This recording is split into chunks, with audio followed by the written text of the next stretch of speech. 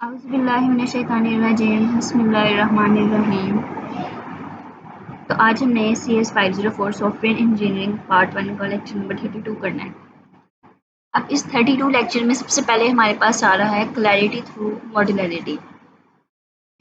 अच्छा, अब मॉड्यूलरिटी हमारे पास क्या है, उसमें हमारे पास ये है कि अगर आपका फंक्शन कम्प्लेक्स है तो आपने उसमें लॉजिकल्स या लॉजिक्स को ब्रेक करके फंक्शंस में डिवाइड कर देना।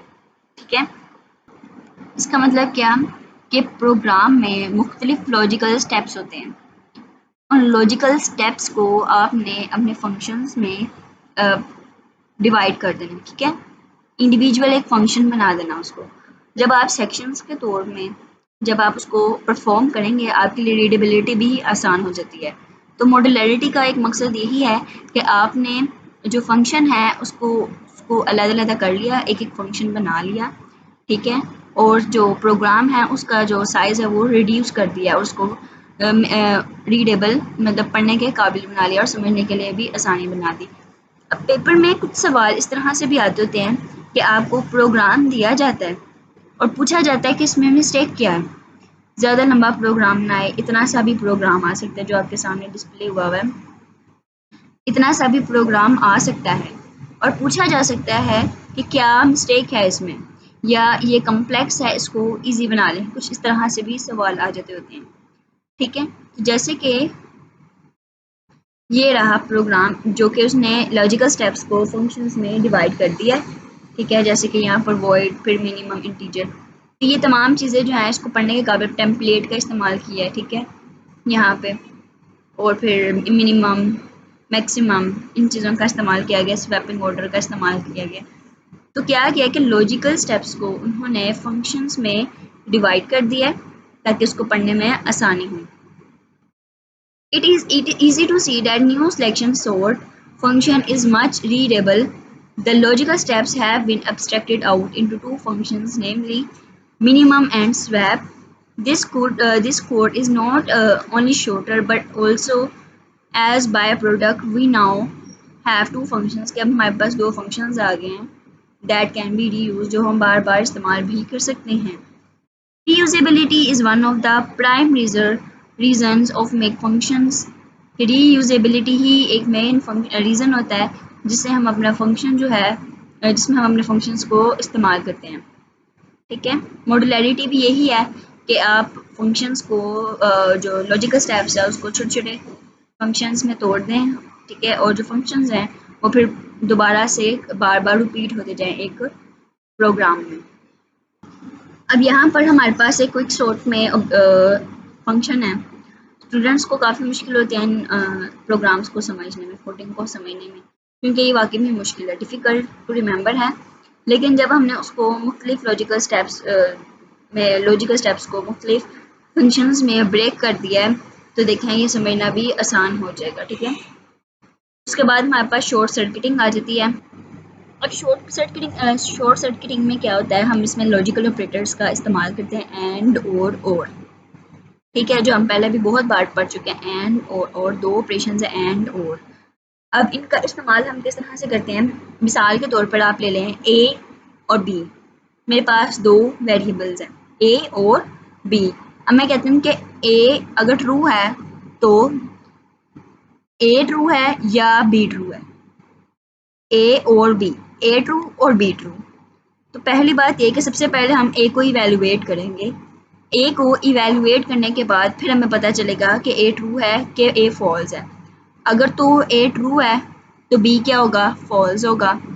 ठीक है ना, और अगर ए हमारे पास फॉल्स आ जाता है तो बी क्या होगा, हमारे पास ट्रू होगा।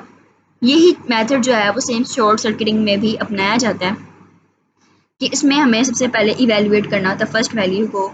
अगर तो फर्स्ट वैल्यू ट्रू है तो फिर हमारे पास दूसरी होगी फॉल्स, और अगर फर्स्ट फॉल्स है तो दूसरी क्या होगी, हमारे पास ट्रू होगी। यही यहाँ पर लिखा गया है कि द लॉजिकल एंड ऑपरेटर, इसको हम इसे डिनोट करते हैं और लॉजिकल और ऑपरेटर को हम इसे डिनोट करते हैं। ठीक है, ये C++ में शॉर्ट सर्किटिंग के लिए इस्तेमाल होते हैं, लेकिन इनके भी एक स्पेशल रूल्स हैं। ओके, अब ये एक्सप्रेशंस जो हैं इवैल्यूएट होते हैं लेफ्ट से राइट की तरफ। ओके। इसमें हम वैल्यूज़ को ट्रू या फॉल्स के लिए इस्तेमाल करते हैं, जैसे हम ट्रूथ वैल्यूज़ को यूज़ करते हैं। शॉर्ट सर्किटिंग जो है वो हमारे लिए बहुत ही यूज़फुल टूल है, क्योंकि ये हमें कम्प्लेक्सिटी से बचाता है और टाइम सेविंग भी है, कि अगर पहला ट्रू है तो दूसरा फॉल्स है, ठीक है, और अगर पहला फॉल्स है तो दूसरा ट्रू है। कुछ लैंग्वेजेस जो हैं वो शॉर्ट सर्किटिंग को इस्तेमाल करती हैं, कुछ लैंग्वेज शॉर्ट सर्किटिंग को इस्तेमाल नहीं करती, जैसे कि एडाएफ, और जो इस्तेमाल करती हैं वो है ग्लोबल, ठीक है, ग्लोबल सॉरी। इसके बाद ये हमारे पास जैसे कि ये एक प्रोग्राम दिया गया है, हमें देखना है कि इसमें क्या मिस्टेक है। तो इसमें हमारे पास यहाँ पर ये मिस्टेक आ रही है जो अमूमन शॉर्ट सर्किटिंग को इस्तेमाल करते हुए निकल आती है। तो मैंने पहले भी आपको कहा है कि प्रोग्राम कुछ इस तरीके से दिया जाता है कि कहा जाता है कि find the mistake in this program. तो आपने इनकी मिस्टेक्स को देख लेना कि ये इसमें हमारे पास ये गलती है कि पॉइंटर हमारे पास यहाँ पर डाटा को पॉइंट आउट कर रहा है, लेकिन पॉइंटर में आगे हमने नॉट नल लगा देना, ठीक है, अगर नहीं है तो नल आएगा, ठीक है। ये हमारे लिए नोट का यूज़ होता है, ठीक है, सिंबल एंड ptr डाटा, फिर आगे यहाँ पर ग्रेटर देन लेस देन का निशान, माई डाटा, यहाँ पर आपके पास आपकी बॉडी क्लोज हो जाती है। Operand evaluation order and side effects. अब इसमें हमारे पास क्या होता है, सबसे पहले तो समझ लेते हैं कि इसमें कहा गया है। फॉर एग्जांपल हमारे पास एक ऑपरेटर है प्लस का। अब एक ऑपरेटर जो है वो प्लस का ए और बी के दरमियान में है, ए प्लस बी आ गया। तो अब क्या पहले ए को इवैल्यूएट करना ज़रूरी है? क्या पहले बी को इवैल्यूएट करना ज़रूरी है? नहीं। ये चीज़ जो है, ये चीज़ें तब मैटर करती हैं जब हमारे पास प्रीसीडिंग ऑर्डर्स आ जाएं। ऑपरेंड्स में प्रीसीडिंग जब हमने इस्तेमाल करना है, प्रेसिडेंस किसकी ज़्यादा है।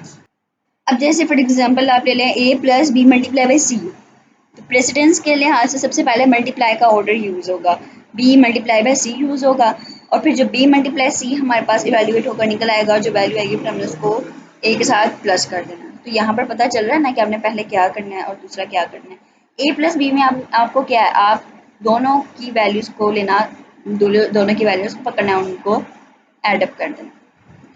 A side effect of a function occurs when a function, besides returning a value, changes either one of its parameter or a variable declared outside the function, but is accessible to it. Side effect क्या है कि is called by operation that may return an explicit result, but it also may modify the value stored in other data objects.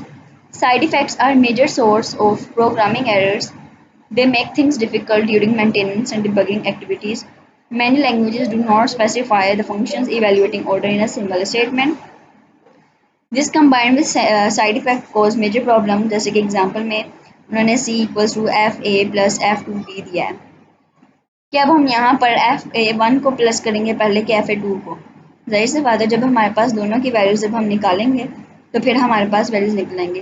तो सबसे पहले हमने अपने F one की value को निकालना है, ठीक है, और फिर हमने उसको F2 की वैल्यू को निकालना है, ठीक है, और फिर जैसे कि हमारे पास A की वैल्यू 3 आ गई और B की वैल्यू मेरे पास 4 आ गई। अब जो मेरे पास यहाँ पर A और B में जो वैल्यूज़ आई हैं वो हमने यहाँ पर पुट कर देनी है, ठीक है। FA हमारे पास क्या आ रहा है 3 और F2 हमारे पास क्या आ रहा है, B क्या आ रहा है हमारे पास 4। अब ये हमारे पास इसका क्या आ जाएगा, then the value of A B C would be as follows कि C की वैल्यू हमारे पास 6, A की वैल्यू हमारे पास 2 और A जो B है उसकी वैल्यू हमारे पास 8 आ जाएगी। इसको हम किस तरह से देखते हैं कि प्रॉब्लम में सबसे पहले हमने A को लिखा, फिर हमने C की वैल्यू लिखी, ठीक है, जो हमारे पास आ रही थी। वैसे ये एग्जांपल सॉल्व करने के लिए नहीं आती, लेकिन इसका समझाने का मकसद ये है कि इसमें प्रेसिडेंस जो है ऑपरेटर्स की बहुत वैल्यूएबल रखते होते हैं। तो यही हमारे पास लेक्चर नंबर 32 था। इंशाल्लाह मिलते हैं हमने लेक्चर नंबर 33 में। दुआ में याद रखिएगा। अल्लाह हाफिज़।